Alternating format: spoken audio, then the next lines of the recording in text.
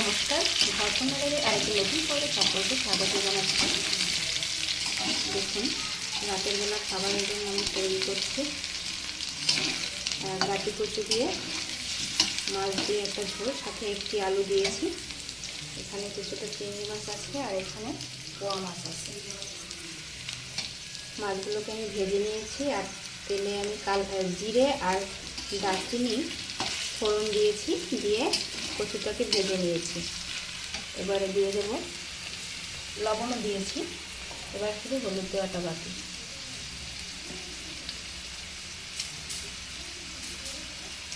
হলুদটা দিয়ে নিলাম।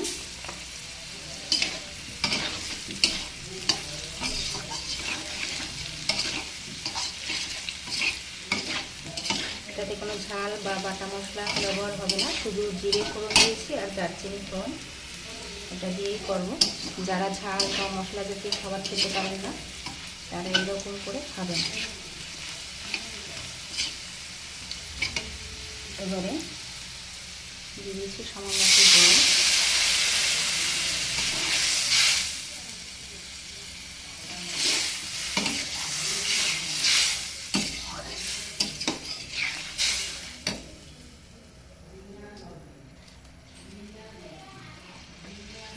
যেহেতু মাছ দেবো আর গাটি কচুটা সিদ্ধ হবে, তাই আমি আরও একটু জল দিয়ে নিচ্ছি।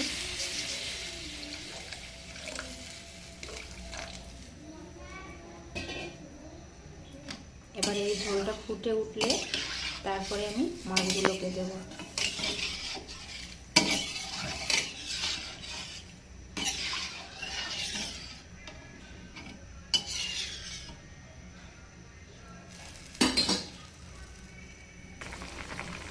দেখুন, ঝোলটা ফুটতে শুরু করে দিয়েছে। এবারে আমি চিংড়ি মাছটা দিয়ে নিচ্ছি।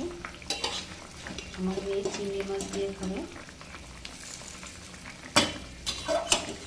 আলাদা করে আর করলাম না, একসাথেই করব।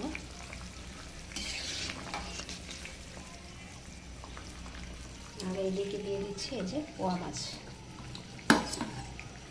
একটা করে দিয়ে দিচ্ছি।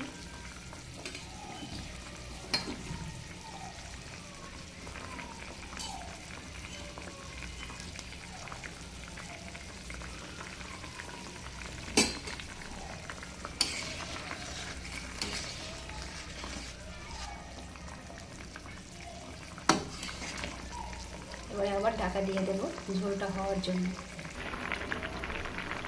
দেখুন, গাটি কচুগুলো একদম ভালোভাবে সিদ্ধ হয়ে গেছে, একদম গলে গেছে, আলুটাও সিদ্ধ হয়েছে, আর মাছের ঝোলটাও রান্না কমপ্লিট।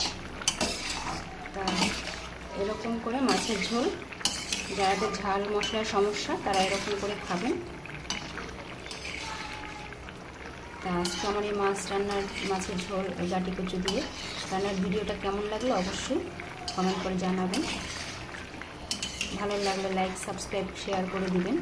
সকলের জন্য রইল শুভকামনা। আজকে এই পর্যন্ত।